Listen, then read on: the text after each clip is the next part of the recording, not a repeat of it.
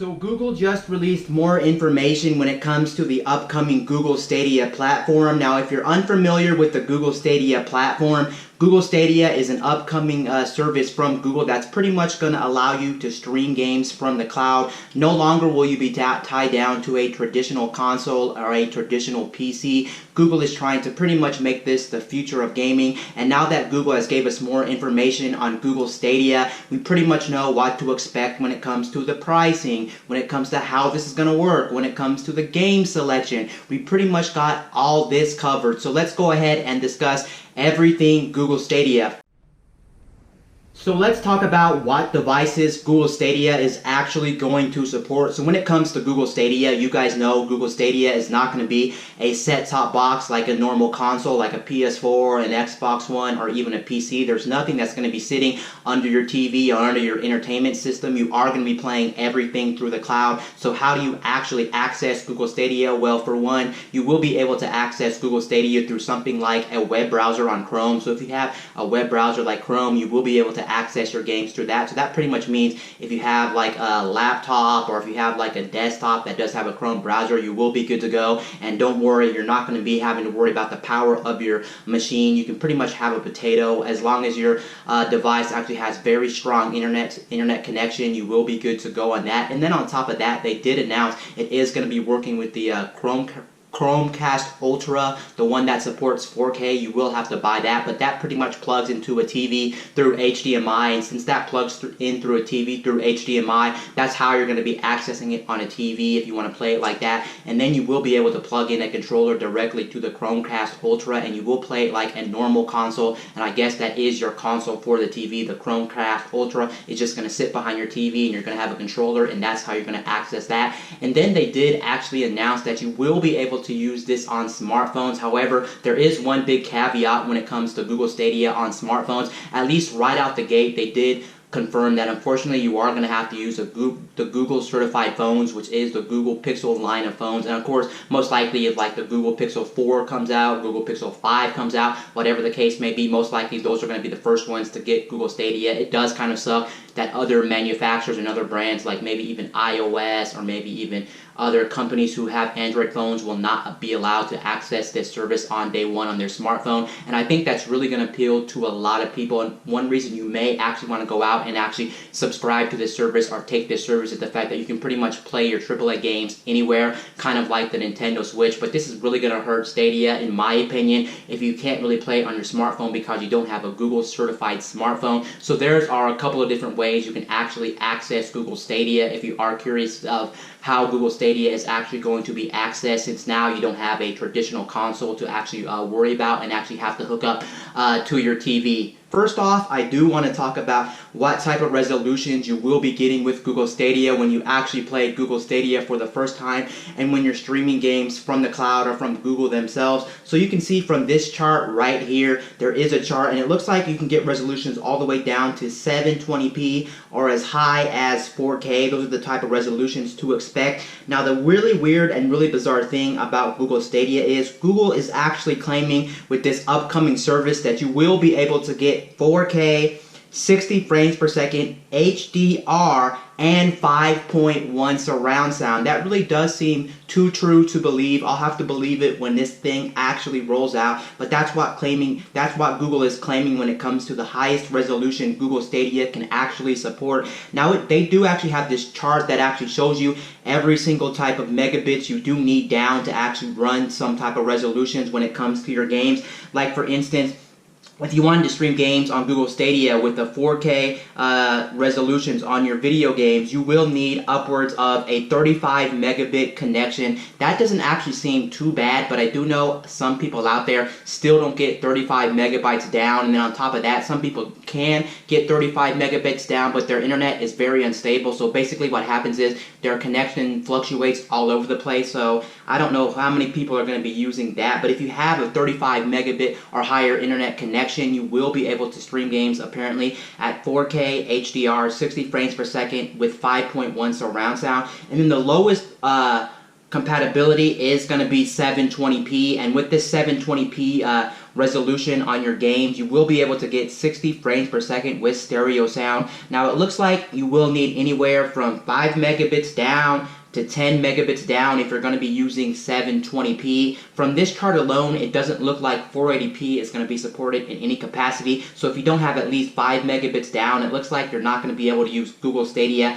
at all. So there it goes when it comes to the resolution. Overall, I'm pretty impressed with this, but then again, when this thing comes out, I'm really going to have to see it when I believe it, especially with the 4K HDR 60 frames per second. One thing to take note really quickly about the resolutions and about the frame rates and things like that, it does look like also if you do end up going with 1080p resolution for your game streaming, it does look like that will also support HDR 60 frames per second and 5.1 surround sound. Now of course these are all numbers, this is only a chart, and keep in mind internets always fluctuate. Who knows how laggy, how well this is actually going to play, and who knows if you're really going to get the promised resolution that the chart's saying, 1080p 4K resolution. We'll have to wait and see until Google Stadia actually finally rolls out to the market to see if all their promises are actually going to be true. Now we do have something that's pretty interesting about the way they're handling pricing when it comes to Google Stadia. Basically, the way they're handling this right out the gate is it is going to be a paid service. However, they are going to have a free tier for Google Stadia, and this is pretty much how it's going to go. Now, when it comes to Google Stadia coming out in November of this year of 2019, it does look like you will have to pay $9.99 a month to actually access their service, and that's only the access fee. So kind of think of the $9.99 a month of kind of like buying a console outright or renting a console. That's pretty much what you're doing. And then on top of the $9.99, that's where they actually get you. Then you actually have to buy the video game for $50 or $60 like you would normally do on your PC, your game console, and things like that. So keep that in mind. And if you do end up spending the I think the $9.99 for the actual service, that's when you can actually get the 4K resolutions for your game with HDR, 60 frames per second, and everything like that. There is going to be a free tier, but unfortunately when this thing comes out, the free tier will not be available. The free tier will be coming out sometime next year. Google already confirmed, and that pretty much means you don't have to pay the initial fee to actually use the service. You still have to buy your games like a traditional console for $50 or $60, but that means you can play them on Google Stadia as long as you paid for the game. So that's something that is going to be very interesting. It's actually very weird the way Google actually announced this thing. They came out the gate and talked about how this thing was going to be $9.99 a month. Then on top of that, you had to buy all your video games outright, just like a normal console. Honestly, that really doesn't make any sense. They should have really said that there was going to be a free tier for this, because I'm sure with that $9.99 price tag and with the games you have to buy outright still for $50 or $60 game, a lot of people probably were confused about the whole situation, and it really did sound like this was going to be an expensive experience with a monthly reoccurring fee and buying video games like you normally do. This does seem very, very expensive. So they really should have did that in the actual presentation. It really boggles my mind why they just said, oh, there's a free tier coming next year, but they hid that instead. They really wanted to get people to buy this $9.99 one. Now, the real benefit of the $9.99 one, besides paying for it and versus the free one, is the fact that the $9.99 one, like I said before, will have 4K support, and the free one will not have 4K support. The highest resolution you can get out of the free one for this service is actually going to be 1080p resolution, but I think for a lot of people the free alternative for this just makes more sense if you're thinking about Google Stadia in the first place, because why would you want to pay that access fee $9.99 a month, and then on top of that have to buy every video game outright? It just seems like it's going to be an expensive service. It just overall just does not make sense. Yes, sure, you're getting things like 4K support, but you do have to realize there's already things like the PS4 Pro, the Xbox One X, that also supports somewhat of a 4K experience. Sure, it may not be as good as this one, depending on how well they actually implement this when this actually comes out, but you do have to take in consideration those already on the market that you don't have to pay a fee for. You buy the game console, you buy the games, and you're done for life pretty much. And then there's also, of course, coming up the PS5 and the next Xbox, and they are also going to support 4K gaming when it comes to the next generation of game consoles. So overall, it does seem like this thing is just very expensive for what it is. And like I said before, I think most people out there are going to be happy with the free tier of Google Stadia, and that's the one I would personally go for if I was going for this. Sure, 4K is nice, but I don't want to keep paying that reoccurring fee of $9.99, and then on top of that, I have to pay for the games like I normally do for $50 or $60. You can see this thing is just going to eat your wallet up. It's just way too expensive for what it is. So I think a lot of people are just going to wait for that free tier of Google Stadia when it comes out next year. Now let's talk about the biggest thing, which is going to be a make it or break it scenario for every single gamer. What type of games are actually going to be on Google Stadia? Now I don't know every single game that's going to be on Google Stadia, but you should be seeing a list that's coming up on your screen right now of some of the games that are going to be on Google Stadia. And what you see with this list of a lot of games that are going to be on Google Stadia, at least on day one or in the future, it looks like a lot of these games aren't even going to be exclusive to the service, and that's really my big problem with this service overall. What are we actually gaining when we actually pay for this service? If they don't have any exclusive, what's the point? Because a lot of these games that you're looking at on this list, like for instance Destiny 2, why is Destiny 2 on here? Destiny 2 is a game that definitely flopped, and then on top of that, it's definitely a very much older game. Overall, it just doesn't make sense. You can see that they're not really trying to entice people to go out and subscribe to Google Stadia if they're going to be showing us all these old games. It is nice things like Doom, and the next Doom Eternal is actually going to be on Google Stadia day one, but there has been reports out there on the internet that Doom Eternal does have some kind of latency or some kind of lag problems when it comes to their service, and that's the big thing you really have to take in consideration. Even though that these aren't any exclusive games coming to the service, how good is your experience going to be on Google Stadia? And since they're not any exclusive games on top of that, there's really no